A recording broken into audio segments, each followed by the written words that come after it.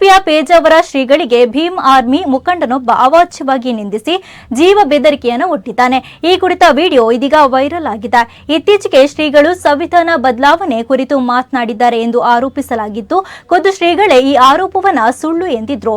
ಇಷ್ಟಾದ್ರೂ Bhim army ಸಂಘಟನೆಯ ಮತೀನ್ ಕುಮಾರ್ ಬಿಜಾಪುರ ಎಂಬಾತ ಶ್ರೀಗಳ ವಿರುದ್ಧ ನಾಲಗೆಯನ್ನ ಹರಿಬಿಟ್ಟಿದ್ದಾನೆ. ಹೇಳಲು ಆಗದ ಪದವನ್ನ ಆರೋಪಿ ಬಳಸಿದ್ದು ವ್ಯಾಪಕ ಆಕ್ರೋಶಕ್ಕೆ ಕಾರಣವಾಗಿದೆ. ಪೇಜಾವರ ಶ್ರೀಗಳನ್ನ ಏಕವಚನದಲ್ಲಿ ಅವಾಚ್ಯವಾಗಿ ನಿಂದಿಸಿ ಹಿಂದೂ ಧರ್ಮದ ನಿಂದನೆ ಮಾಡಿದ್ದನ್ನ ಹಿಂದೂ ಜಾಗರಣ ವೇದಿಕೆ ಖಂಡಿಸಿದ್ದು ಉಡುಪಿ ನಗರದಲ್ಲಿ ದೂರು ದಾಖಲಿಸಿದೆ. ಏನೊಬ್ಬ ಉಡುಪಿ ಮಠದ ಶ್ರೀ ಪೇಜಾವರ ಪ್ರಸನ್ನ ಸ್ವಾಮಿಯವನೊಬ್ಬ ಗಾಂಡು ನನ್ನ ಮಗ, ನಾಮರ್ದ ನನ್ನ ಮಗ. ಪೇಜಾವರ ಸ್ವಾಮಿಗೆ ಡೈರೆಕ್ಟ್ ಹೇಳ್ತೀನಿ, ಇಷ್ಟಕ್ಕೆ ಸುಮ್ ಕೂತ್ರಿ ಚಲೋ ಅದ ಮಕ್ಕಳೇ. ಮುಂದೆ ಏನೋ ನಾಟಕ ಮಾಡಿದ್ರಿ ಯಾನೇ ಭೀಮಕವರಿಗೂ ಯುದ್ಧ ಅಲ್ಲೇ ಉಡುಪಿ ಮಠ ಮುಂದೆ ಹತ್ರ ನಾ ಮಾತು ಹೇಳಿ ಇಷ್ಟಪಡ್ತೀನಿ.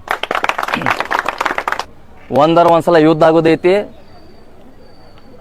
ಮಗನೇ ನಿನ್ನ ಜೊತೆ ಎಷ್ಟು ಮಂದಿ ಅಲ್ಲ ಹಿಂದೂ ಆದ್ರೆ ಅವ್ರು ಎಲ್ಲರೂ ರೆಡಿ ಮಾಡಿ ನಮ್ಮ ಒಂದು ಕರೆ ಕೊಡ್ರಿ, ಅಲ್ಲೇ ಉಡುಪಿಗೆ ಬರ್ತೀವಿ. ನಾವೇನದು ತೋರಿಸ್ತೇವೆ ದಲಿತರ ತಾಕತ್. ಯಾರು ಮಾತನ್ನ ಹೇಳಿ ಮುಗಿಸ್ತೀನಿ. ಜೈ ಭೀಮ್, ಜೈ ಭೀಮ್ ಆರ್ಮಿ.